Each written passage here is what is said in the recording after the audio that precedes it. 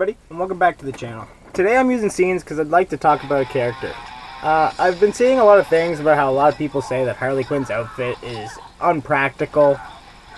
And, okay, to be fair, yes, I get it. Yeah, it's a sexualized outfit, and yeah, it's unpractical if you're just looking at her as a character. But I'd like to maybe enlighten some people that may have not known, because again, I don't blame some people for not knowing the lore, the deep lore behind every character. But okay, notice how she's doing a lot of flippy stuff here. Okay, she has a background in not only being a psychiatrist, but she also has a background in being an acrobat. A gymnast. In her young years, through school and stuff like that, she was only corrupted by the Joker. In her young years, she was a gymnast and won several state championships and stuff like that. Okay, look at this right here. This is a good example. The starting run-up, the grabbing of that's not something you do. Yeah, you might do it if you're unhinged. But you wouldn't pull it off unless you had expert skill in doing such a thing. You notice the startup run, the look, the check, and then the startup run, just like a actual professional.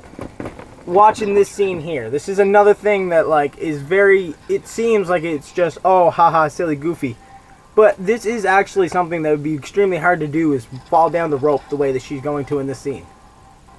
It's not something that one would just do for haha, laughs, jokes, and not have done it before. Look at the way she's hanging on the rope, for example. These are obvious clues that she is an acrobat. Or at least has an extreme acrobatic background, which she does. She is an extremely smart girl. She is also a psychiatrist. She knows how to manipulate. She knows people's minds. Part of the outfit where she wears is to not only give her the restriction of being able to move the best that she can, but it also gives her the ability to make people think that she's weaker than what she is. For example, look at this scene right here. This is a good example of how she's able to manipulate and know what somebody's going to say, and able to just have fun without anybody realizing she's just having fun.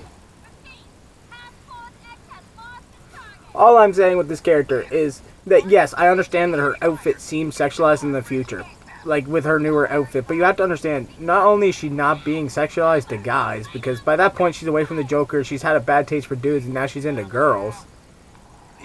It's also kind of so people look at her and think that she's weak if they don't know her, and then she can use it. For example, this is the perfect scene. I used a lot of this movie for to use for this, because I think this is just perfect example of who she is.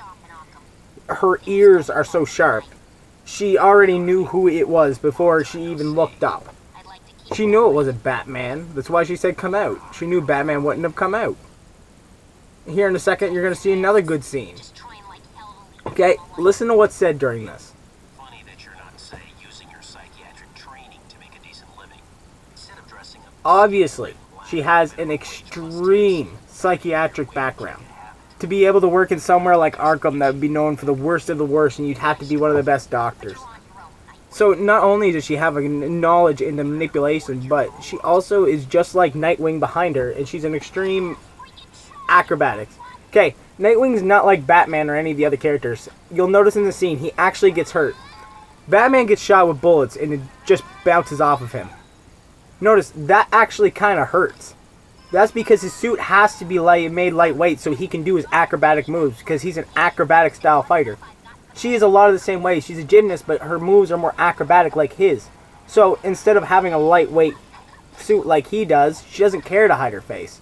But she still needs something that restricts her. Even gymnasts, I've never seen a female gymnast not wear a leotard or something like that to allow complete movement of the legs and not have any kind of restriction. Even archery, people that were really good at archery back in the day, a lot of them either wore loose clothing or wore nothing at all over the top of their body because they needed the full restriction and movement of their back. They didn't want any restriction there. This is a perfect scene. She's able to fight with acrobatic speed and with style. Her brain, obviously, you can see where she's kind of messed up during this scene, but here in a second, you're about to see her use manipulation tactics. Right here. Something about Harley Quinn, she doesn't ever feel that shit because of what Joker does to her. So right here in this scene, this is her acting. She seems like she's actually scared and at a struggle. You would assume she's at a loss. But here comes the plot twist.